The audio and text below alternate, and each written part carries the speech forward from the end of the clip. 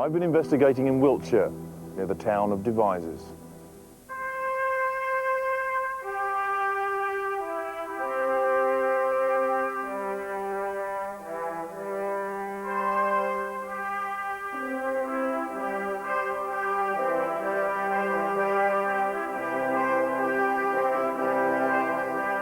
Love them or loathe them, you have to agree some crop circles are works of art.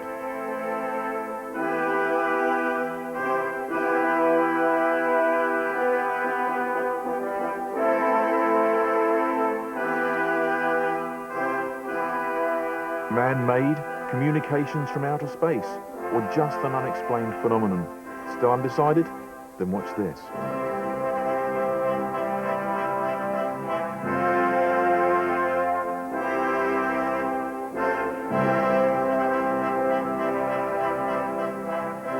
This amazing footage was shot by a crop circle enthusiast last summer.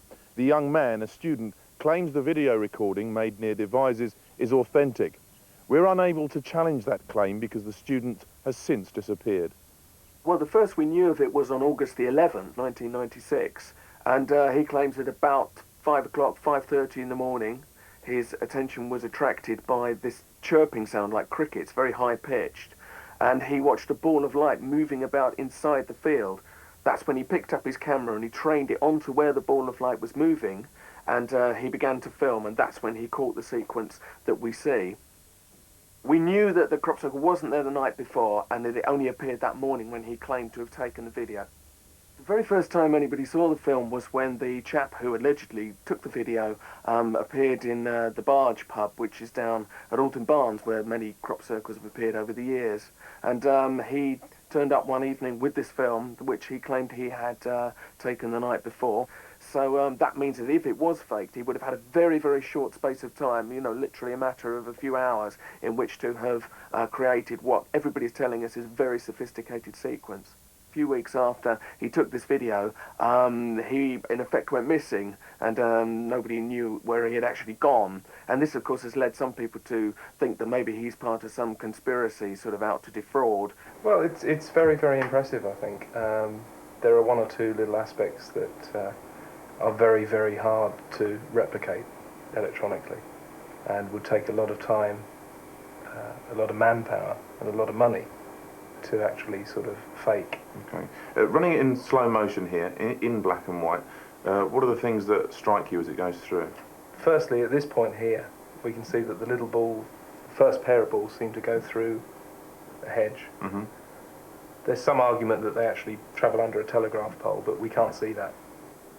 There, the first one goes dim. Okay? Mm-hmm. Brightens up again. And the second one, there, has almost disappeared. Something that would take a while to do on any sort of computerized system. What of the circle itself now? How likely is that it's been shot and then masked and rebuilt, if you like? That they've taken one picture of it there and one picture of it not, and just revealed it to make it look like it's forming?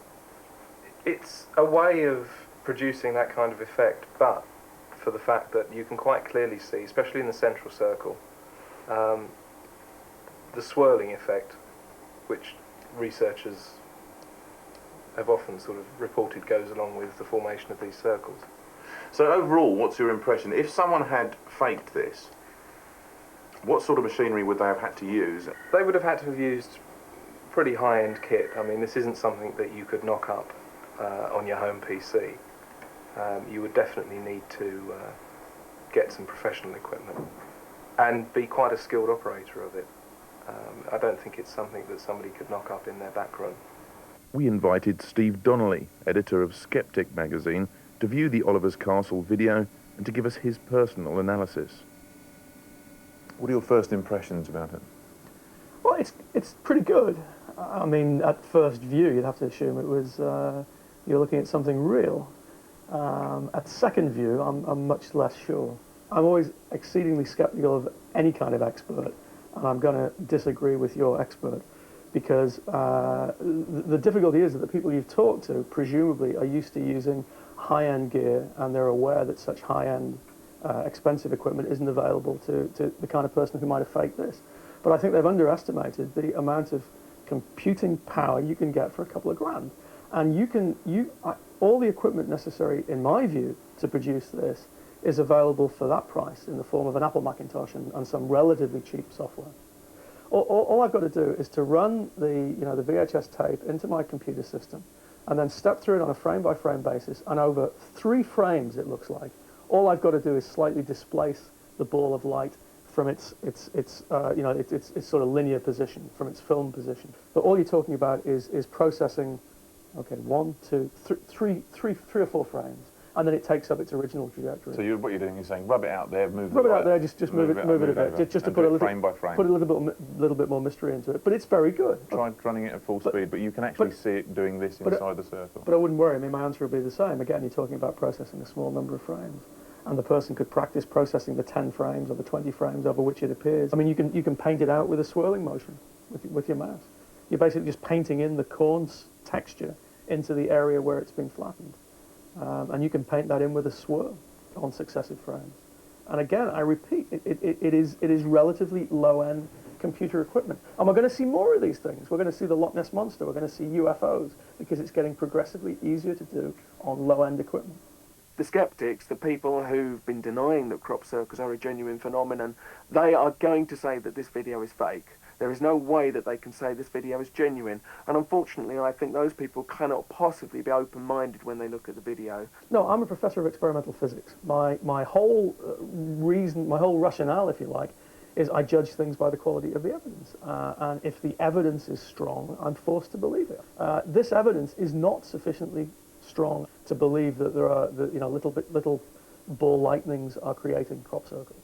Now, if you want to believe it's the Earth crying out for help, if you want to believe it's aliens, if you want to believe it's mysterious forces beyond our comprehension, that's up to you. But the hoax hypothesis is the simplest one that fits the facts. We know that these things can be and have been hoaxed in exactly the circumstances that these things have been made.